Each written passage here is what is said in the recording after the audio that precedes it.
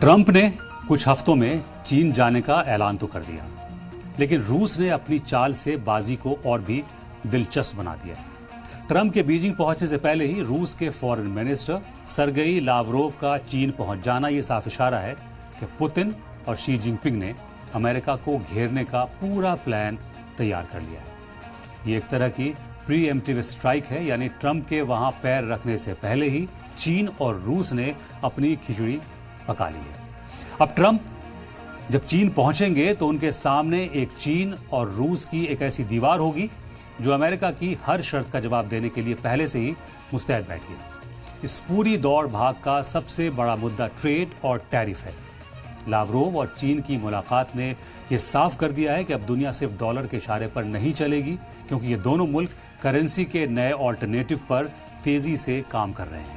रूस ने पिछले कुछ साल में अपनी इकोनॉमी को डॉलर से काफी हद तक दूर कर लिया है और अब वो यही नुस्खा चीन के साथ मिलकर पूरी दुनिया में फैलाने की तैयारी में है। ट्रंप अगर ट्रेड वॉर की धमकी देंगे तो चीन के पास अब रूस जैसा एक ऐसा साथी है जो उसे एनर्जी और कच्चा तेल बिना किसी अमेरिकी दखल के मुहैया करा सकता है।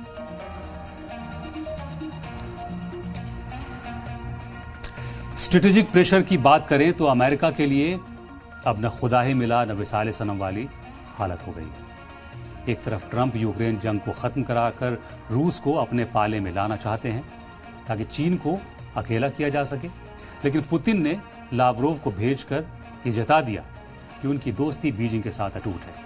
अमेरिका अब न तो रूस की पूरी तरह को अपना बना पा रहा है और न ही चीन को झुका पा रहा है।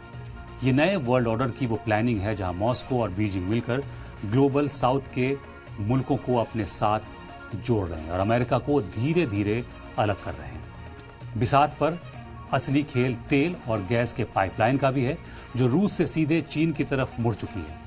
लावरोव की इस विजिट में कुछ ऐसे सीक्रेट समझौतों पर भी बात हो रही है जिससे मिडल ईस्ट से लेकर सेंट्रल एशिया तक अमेरिका का असर अब कम हो जाएगा।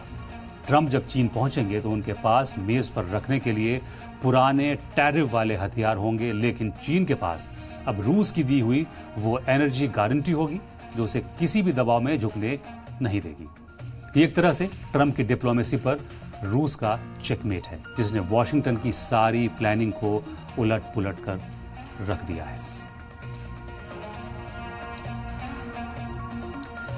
करेंसी के मोर्चे पर भी चीन और रूस अब ब्रिक्स के जरिए एक ऐसा पेमेंट सिस्टम बना रहे हैं जो स्विफ्ट सिस्टम को चुनौती दे सके। लावरोव के चीन दौरे का मकसद इसी नए फाइनेंशियल सिस्टम की आखिरी कमियों को दूर करना है, ताकि अगर ट्रंप और कड़े सैंक्शंस लगाते हैं तो उसका इन देशों पर, इन मुल्कों पर कोई असर न पड़े।